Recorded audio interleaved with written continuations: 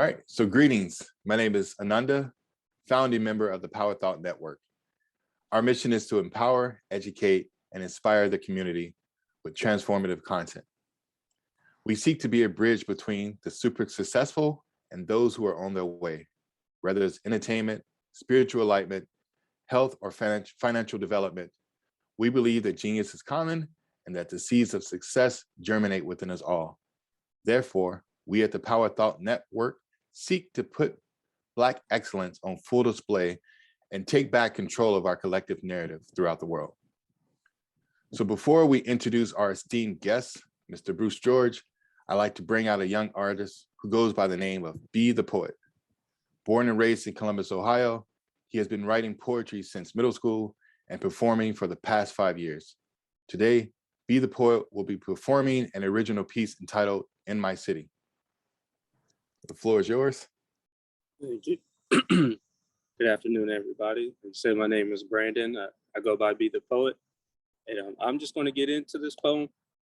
And they say, it ain't no love in my city. They say we don't support one another in my city. We don't smile.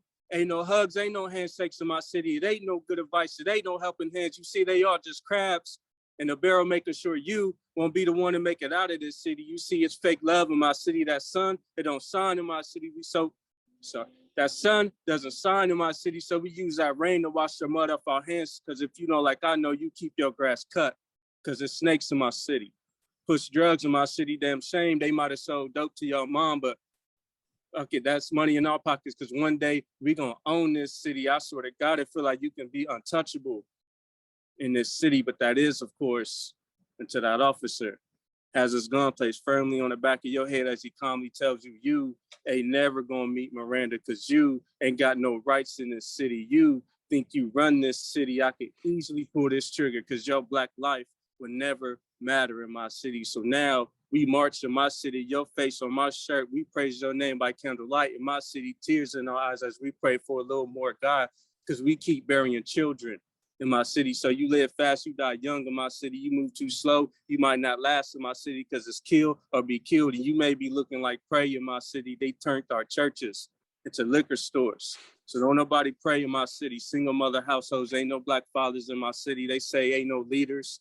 Ain't no role models in my city. So young man, if I ask you why you got on that $500 designer belt, if all you want to do is sag and show your ass in the city, young lady, if I ask you why you posting pictures of your ass just for a few likes in my city, they say it ain't no goals in my city, no $1 million dreams. But that is, of course, until we decided to make a change in my city. We took that road less traveled and built a safe haven brick by brick, located right here on the corner of Free and Love, where you just might get starstruck because you see here, we smile in the face of strangers in my city. We giving out hugs in my city. Your Black life will always matter in my city. Black excellence is encoded into your DNA far before birth in my city. And our mothers always receive the flowers while they can still smell them, because if God can rain down blessings and Dr. King can have a dream, I can have a vision for our city that if we took the total cost of love, calculated the tax, that would come out to $0 because this is free love in my city.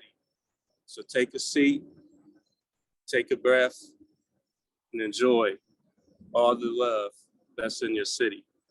Thank you. Yes, yes. Wow. Excellent. Wow. Very nice. Got a little nervous. Powerful. That was powerful. Yes. Yes, very good. My goodness. Wow. Wow, that was deep. I like how you flipped it.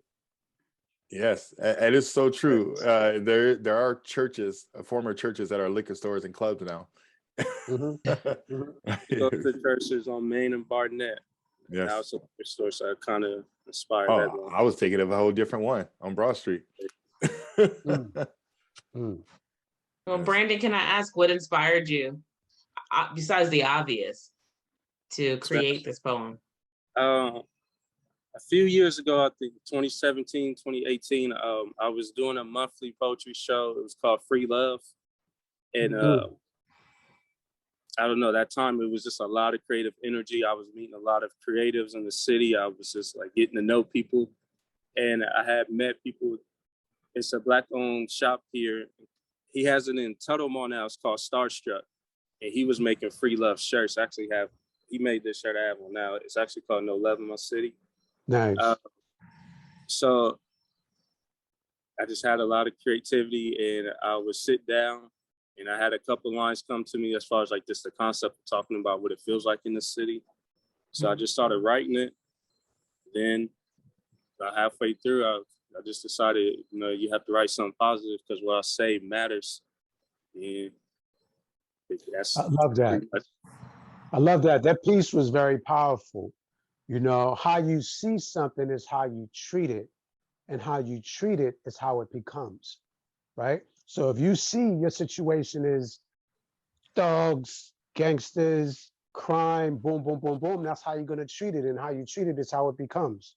So I like how you flipped that in your piece. That was genius, bro. How long have you been writing? My whole life. Middle school, I started writing poetry. I had watched the movie Antoine Fisher for the first time, and he had a scene in there where he recited a poem. And for some reason, I was just like, well, I just want to write poetry. Dope. Yeah, I put a poem about Dr. King in 8th grade. Got you. Great work, bro. Keep doing it. That's right. That's right. I love it. I love it. Thank you. Thank you.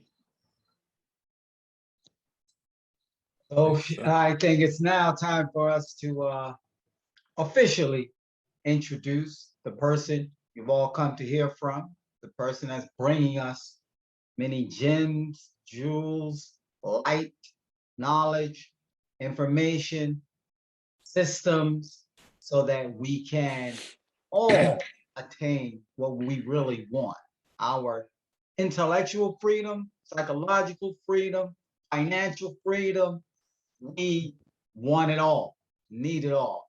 And the person I'm about to introduce right now is here to give us his insight, right? Not just the information, but the insight, because there's so much information. A computer can grasp information. A computer cannot grasp insight. That's for human conscious entities get insight. Computers just get information. I's and O's and I's and O's and I's and O's. So the person I'm about to introduce to you, though, he is the founder of the Genius is Common movement. And it's a unique experience for me to meet someone who actually starts a movement. A lot of people start businesses, but starting a movement, that's a whole nother dynamic, which is actually essential for us to make progress. He's the founder of the Genius is Common movement. He's also won a number of awards, the Peabody Award and the Mickey Award, for his participation as the co-founder in the HBO Deaf Poetry Jam as well. So take note of that. And in itself, that's a pretty big conversation. He's also the founder of the Bandana Republic, which, given time, he can enlighten us about that. And he's also a self-entitled master quotologist. We get a chance to dig, because we're gonna be digging pretty deep. If we get that deep, we can also get some enlightenment on that. And that person who I'm talking about is right here with us now. And we like to bring him on and highlight Mr. Bruce George. Welcome, my brother. Yo, greetings, yo. First and foremost, Brother Stephen, I want to thank you for the introduction. I want to thank my Heavenly Father for blessing us to be here before us. Definitely have to do my Father's business by giving thanks and praise to him for that. I want to shout out the Power Thought Network. You guys are doing an amazing job, Brother Ananda, Africa, for being the founder of that. I want to shout out Elijah Dukes, Shani, for all being a part of this production. And I'm honored to be here. I want to shout out everybody in the Genius is Common movement, whether they're members, partners, ambassadors, you name it. And I want to shout out to everybody that's watching live as well as the archive. So I'm extremely excited to be here. We are going to have fun in the chat, or if you call in or whatever, please do not be shy. Ask questions. I want you to take advantage of me while I'm here. I want you to be able to get and pull out of me everything that you can pull out of me. A lot of times you get these speakers that they're too cool for Zoom. You feel me? And they got this arrogant pompousness. And then people can sense that. Paul Mooney said it best. He said the audience is like wolves, they can sense it. So that makes them very reticent towards asking questions. I don't get down like that. You know, I'm a lover of God, I'm a child of God. You know, my work is my ministry. I'm an open book. I'm very open to, I love my people. I love people in general, but I love my people specifically. I was born in Harlem, raised in the Bronx. I've lived in Brooklyn for over 15 years. I'm a New Yorker to the umpteenth percentile. Right brain, left brain, but I'm classic right brain and specialize in psychology, philosophy, classic literature, neurolinguistic programming, metaphysics, body language, the law of attraction. I specialize in power.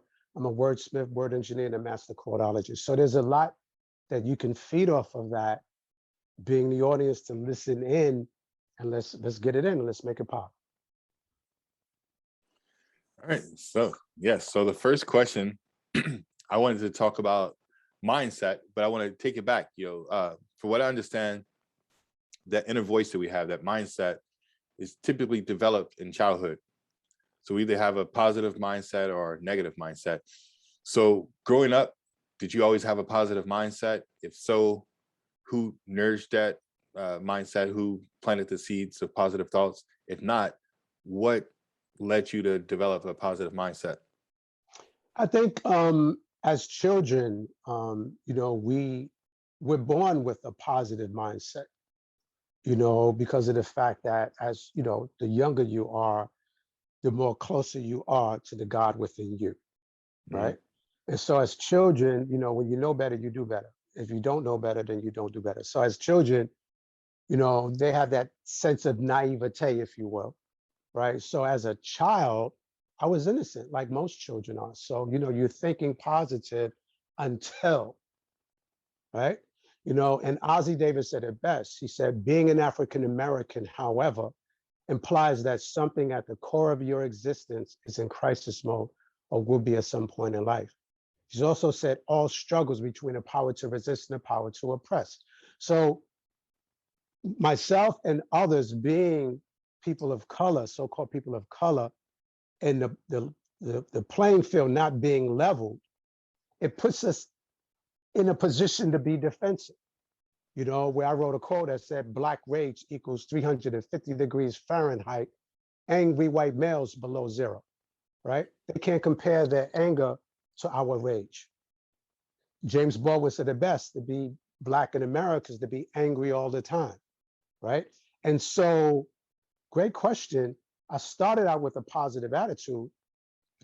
Eventually down the line, you start to become jaded, you start to become disenfranchised, you start to become like, what is this all about? And then that kind of changes, but I was able to keep and have some type of resolve because I was influenced.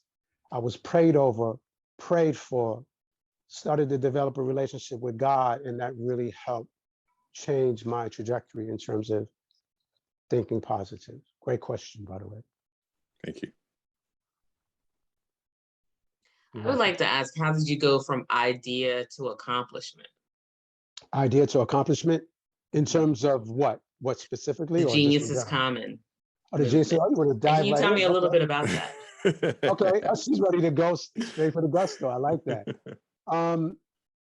Before I go into the genius is common movement, let's just talk in general so people can relate to that.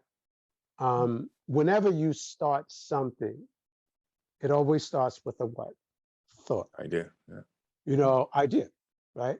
The law of attraction states that thoughts create things. So the first thing that comes about is a thought will come to your head. Like, in reference to you, Shani, the thought probably came to your head in terms of spices. You probably had an influence from your grandmother, grandfather, or somebody in your family that inspired your mom or what have you, that inspire you to want to get into spices and to be the spice master that you are. So you have that thought. Then from there, it's about nurturing that thought. But most people, what they do is they'll get the thought and they'll keep it moving. And that's why the grave is full of people that had great thoughts, but nothing materialized, right? They had great thoughts, but nothing came about. Nothing came about because of the fact that they were gifted with that thought, which was downloaded into their spirit, but they didn't move on that. They didn't carry it out. You know, God has this amazing sense of humor where he gives us this so-called free will to do what we want to do, but the fine print reads, until you do what I instilled in you to do, you'll never be happy and you'll never have purpose, right? There are a lot more ordained ministers out of church than in church. You see somebody flipping burgers, that's an ordained minister. You see somebody cleaning the streets, that's an ordained minister, right? You see somebody, you know, Michael braiding hair, that's an ordained minister. So the thing is, when you get that thought, it's not enough to just have the thought. You have to embrace that. You have to, as Esther Hicks would say, you have to be in receptive mode to it, because it's not enough to just say you want something.